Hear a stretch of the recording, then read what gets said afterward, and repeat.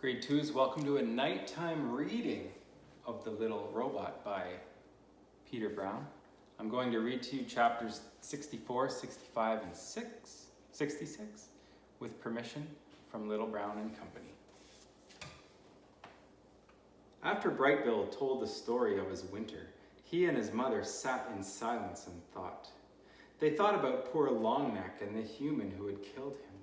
They thought about farms and cities and factories. They thought about Roz and where she truly belonged. Then, after a while, Roz told Brightbill her own winter story. She spoke of her long, dark hibernation and of how she had awoken to find the nest caved in around her. She spoke of blizzards and frozen animals. She spoke of the many lodges she had built and the one that caught fire. But she mostly spoke of all the new friendships she had forged.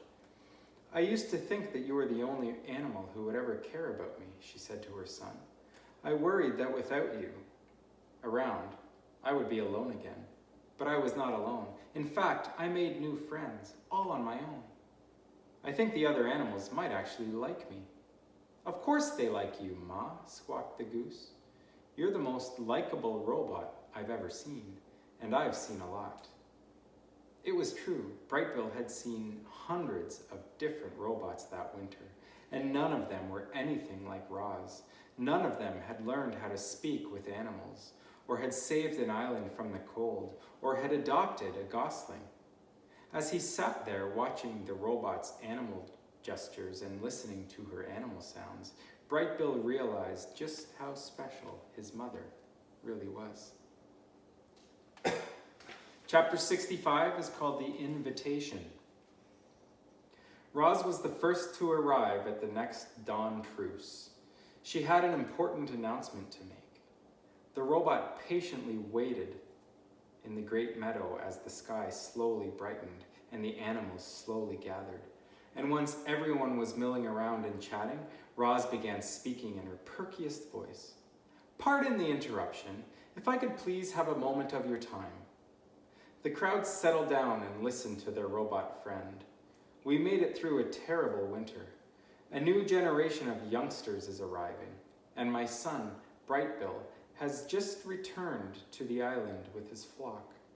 I think we can all agree that there is much to celebrate. So in the addition to the dawn truce this morning, I would like us to have another truce in the evening. We can call it the evening truce, or better yet, the party truce. The crowd began chattering with excitement. I have planned a celebration, Roz continued, and you are all invited. I will take care of everything.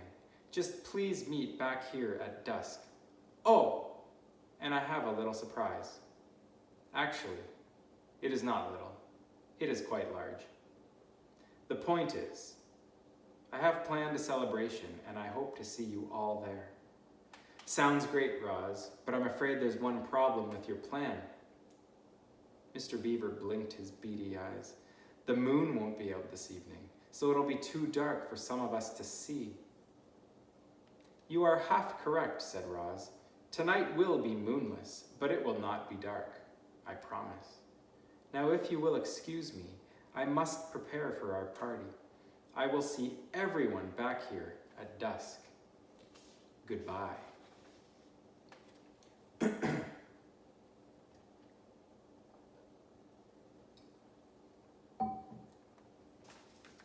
Chapter 66, The Celebration. Dawn turned to day, day turned to dusk.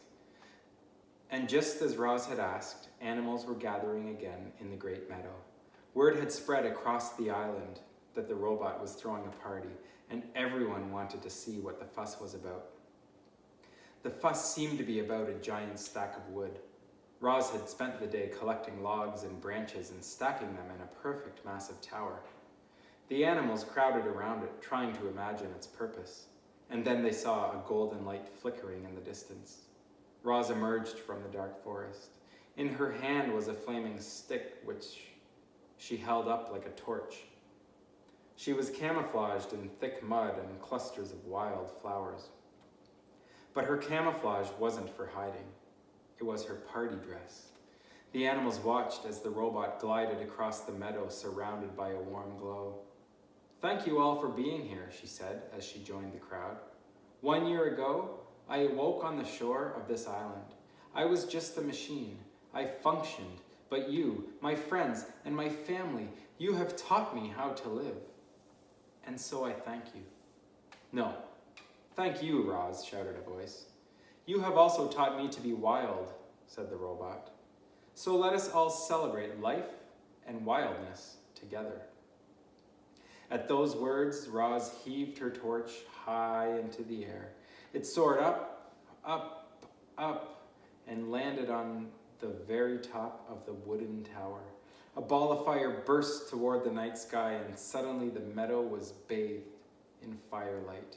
Hundreds of shining eyes watched as bright flames crept down the sides of the tower and embers floated away on the breeze.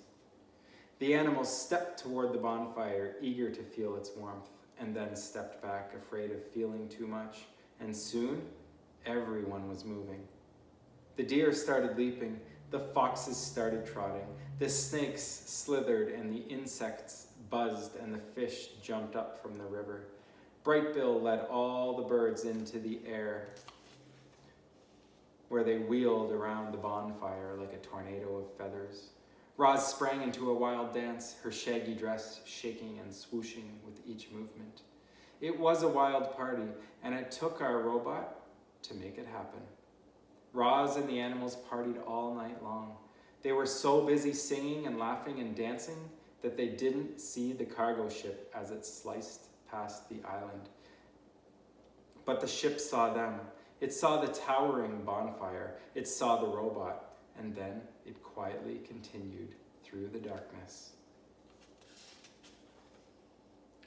And that's the end of chapter 66. I hope you enjoyed this nighttime reading. It was a little difficult to see the words on the page because it's so dark, but that's okay. We'll talk to you soon, grade 2s.